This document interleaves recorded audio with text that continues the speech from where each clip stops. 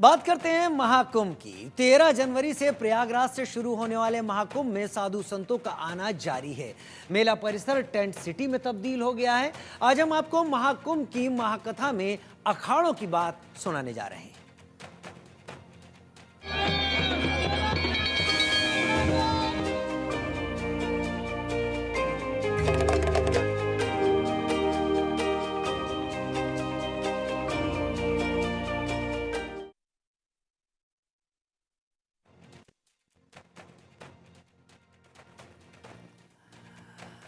बात महाकुंभ की महाकथा की। जी हाँ, काशी के श्री शंभू पंचदशनाम आवाहन अखाड़े सबसे प्राचीन अखाड़े के रूप में माना जाता है।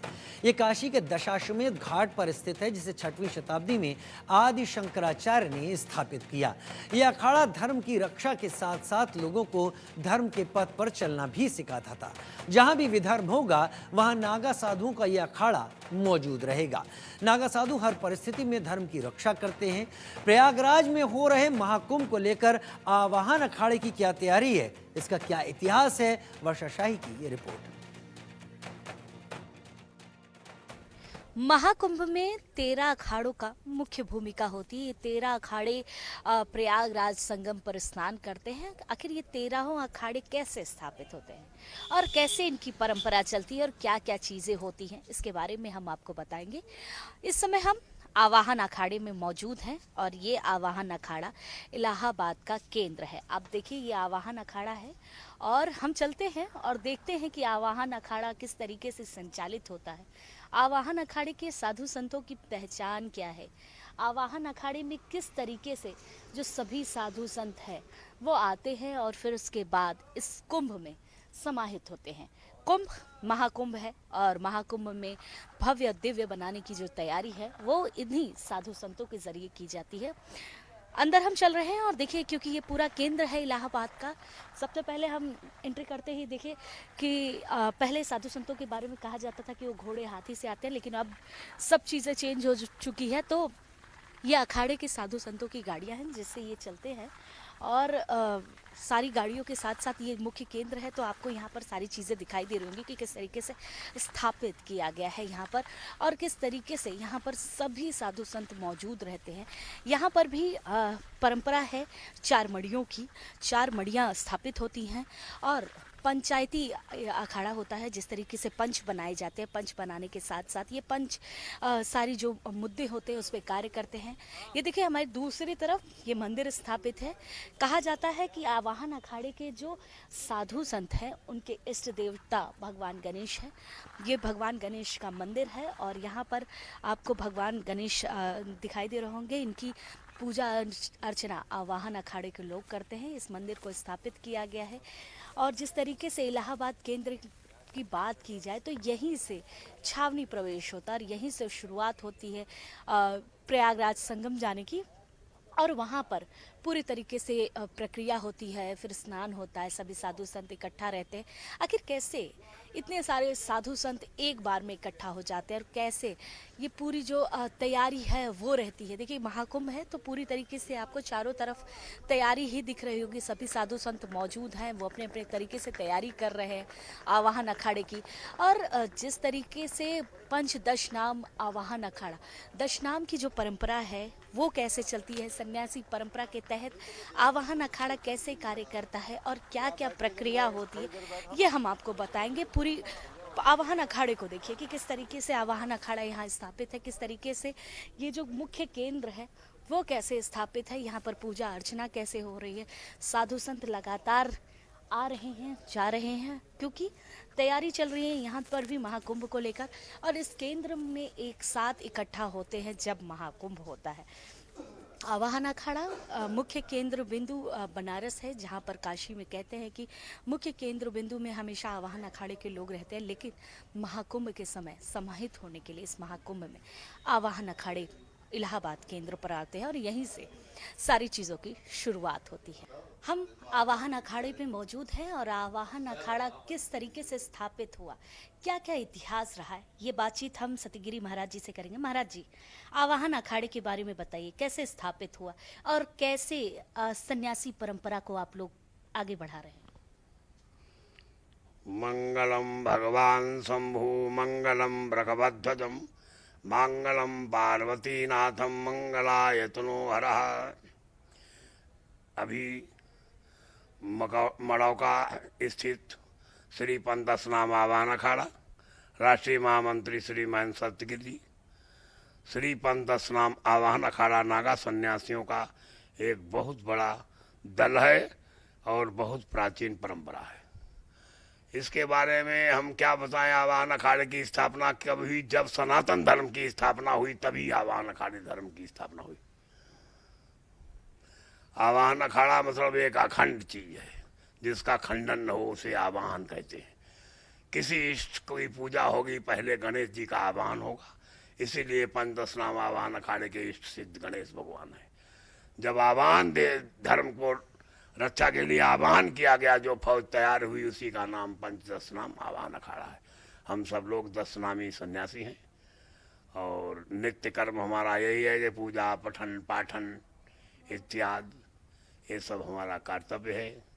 कृषि हमारा मतलब कृषि इत्यादि ये सब हमारा जीविकोपार्जन की व्यवस्थाएं हैं और धर्म प्रचार करना ही हमारा कर्तव्य और दायित्व भी है। महाराज जी, जब कुंभ होता है, महाकुंभ होता है, तो अलग अलग जगहों से साधु संत इकट्ठा हो जाते हैं इस प्रयागराज में। आप लोग कैसे इकट्ठा होते हैं? क्या चर्चाएं होती हैं? कैसे कनेक्टिविटी होती है आपकी? हमने एक दिन और भी आपको बोला था, हर तिथियां संभावित हैं पहले से ही निर्धारित।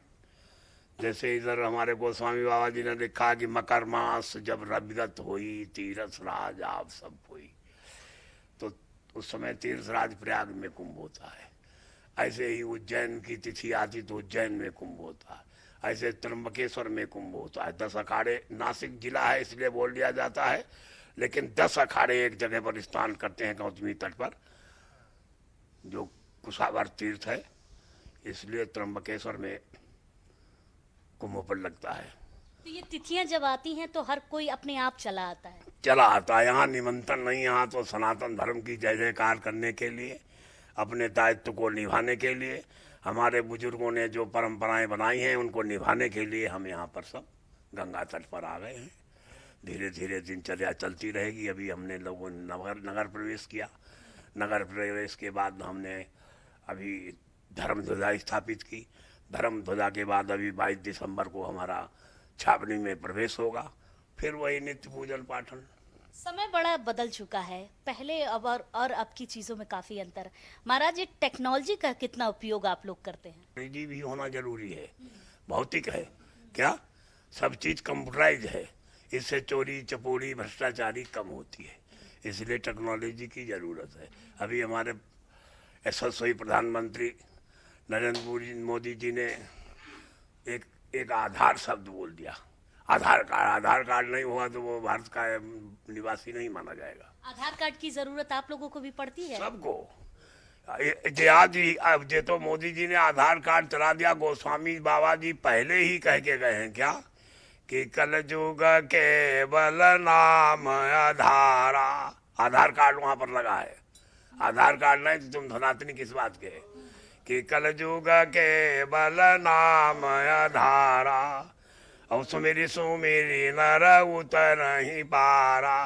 तो आधार कार्ड पहले भी था और आधार कार्ड आज भी है, इसलिए आधार कार्ड के ही आधार पर ये संविधान भारत का चलता है। इत्यादि सभी कुछ कार्य हो रहे हैं। तो जो साधु सन्यासी हिमालय पर्वत में रहते हैं, अलग अलग श्रृंखलाओं में रहते हैं, उनके आधार कार्ड कहाँ से आते हैं? सब जगह हो जाते हैं। अच्छा। हाँ, ये भारतवर्ष भारत भूमि है, हम श्रृंखलाओं में रहते हैं, वहाँ भी हमारा भक्तगण पहुँच जाता है। महाराज जी, क्योंकि महाकुंभ है, समाहित होने के लिए सभी साधु संत मौजूद हैं, तैयारियां भी काफी विशेष है आप लोगों की। आवाहन अखाड़े के बारे में अगर किसी को जानना हो तो वो कैसे पहचाने कि ये आवाहन अखाड़ा है? हम यहाँ एंटर कर रहे हैं, ये साधु सन्यासी आवाहन ही अखाड़े के हैं, क्योंकि 13 अखाड़े हैं। 13 अखाड़ों की परंपराएं अलग अलग है। क्या परंपराएं आपकी हैं? क्या पहचान है आपकी? हमारी पहचान तो सर्वप्रथम तो नागा सन्यासियों की कोई पहचान नहीं। जब हम सब लोग नागा बन के चलते हैं, चाहे वो जूना अखाड़े का हो, चाहे महानिर्वाणी, अटल, निरंजनी, आनंद इत्यादि हमारा अखाड़ा कोई भी हो, तो वो पहचान नहीं होती कि एक सन्यासी परंपरा की किसी भी साधु पहचान नहीं है। ये 10 नामी संस्था है, सभी में गिरी है, पुरी है, भारती हैं, सरस्वती हैं, बना है, रण है, तीर्थ है, पर्वत है, सागर है, आश्रम है, सभी में 10 नाम है। इसलिए हम सब लोग 10 नामी साधु हैं। ओम नमो नारायण ही हमारी पहचान है। ओम नमो नारायण ही पहचान है। महाराज जी, क्योंकि अब परंपराएं बहुत बदल चुकी हैं, परंपराओं के साथ साथ टेक्नोलॉजी की बात हमने कही वो बदल चुकी है, व्यवस्थाओं की बात कहें तो वो बदल चुकी है। किस तरीके की व्यवस्थाएं अब रहती हैं आप लोगों के आवाहन अखाड़े में? क्या बदलाव हुआ है पहले और अब में? बदलाव यही हम अपने दिल में मान्य करते हैं कि गणेश जी की बहुत बड़ी फौज विशाल आज हमारे गुरु लोग हमारे हाथ में समर्पित करके गए हैं। और पहले इसी आवाहन अखाड़े में 4-5 तंबू लगा करके हमारे गुरु लोग इस धर्म ध्वजा को स्थापित करते थे, और पूजा पठन पाठन जो आज हम कर रहे हैं उनकी नकल समझ लो या कोई भी, तो उनकी ही फोटो कॉपी करके हम अपना जीवन यापन करते हैं। कि हमारे यहाँ गुरु परंपरा प्रथम है। हमारे यहाँ देखो सभी महात्मा हैं, लेकिन हमारे यहाँ गुरु परंपरा के हिसाब से हमारे कुछ महात्मा, देखो हमारे अखाड़े का कोतवाल है, लेकिन जाजम पर बैठा है। कहाँ बैठा? जाजम पर। हमारे यहाँ मोढ़ा भी पड़े हैं। तो हमारे यहाँ परंपराएं हैं, गुरु जहाँ बैठा है वहाँ हमारे यहाँ शिष्य नहीं बैठता है। किस तरीके से आवाहन अखाड़ा जब प्रवेश कर जाएगा, एक दिव्य और भव्य कुंभ मनाने की तैयारी चल रही है, क्या नई चीजें इस बार दिखाई देगी? सभी नई चीजें होंगी, हाथी घोड़ा तोप इत्यादि। हाथी घोड़ा तोप तो हमें तब दिखाई देता है जब प्रवेश होता है। ये गाड़ियों का लावा लश्कर कब दिखाई देता है? गाड़ियों का लाव लश्कर हमेशा रहेगा। इसी आवाहन अखाड़े में, इसी जूना अखाड़े में केवल 2 गाड़ियां होती, या तो उनके पास गाड़ी हुआ करती थी, या जूना अखाड़े में हमारे पटियाला में रहते थे बाबा सोहनगिरी सभापति भी रहे, उनके पास आज गाड़ियों का उनकी सबकी कृपा से, उनके सभी के आशीर्वाद से आवाहन अखाड़े जूना अखाड़े में सभी गाड़ियों का तांता लगा हुआ है। महाराज इसकी जरूरत क्या पड़ी? क्योंकि लाव लश्कर गाड़ियों का भी साधु संत तो बहुत सिंपल माना नहीं, इसकी इसलिए व्यवस्था है क्यों, अभी आप कभी राजसी पूछते गुरु जी आप राजसी स्नान करोगे, आप पेशवाई करोगे, छावनी में प्रवेश करोगे, तो छावनियां बादशाहों की हुआ करती थी, गुरु लोगों की ही छावनियां हुआ करती थी। क्या? तो जहाँ काम राजसी है तो वहाँ गाड़ी घोड़ा है। पहले भी था गाड़ी घोड़ा। पहले गाड़ी घोड़ा क्या था कि चलत विमान कोलाहल होई, चलत विमान कोलाहल होई, और जय रघुवीर कहाई सब कोई। पहले विमानों से हम लोग जाया करते थे, वशिष्ठ जी को विमान से लाया जाया जाता था। ऐसे अब हम भी लोग विमान नहीं है तो ये रथ चल रहा है, इसको भी हम रथ बोलते हैं। जब हम गाड़ी में बैठेंगे, अभी सभी देवी देवताओं की जय बोलने के बाद जो अभी आपके सामने चौपाई कही, इसको भी मैं कहने के बाद ही गाड़ी में बैठता हूँ। इन चौपाइयों की बात तो देखिए किस तरीके से महाराज जी ने पूरी तरीके से बताया कि आवाहन अखाड़े का विस्तार कैसा है, आवाहन अखाड़ा किस तरीके से छावनी प्रवेश करेगा, एक भव्य और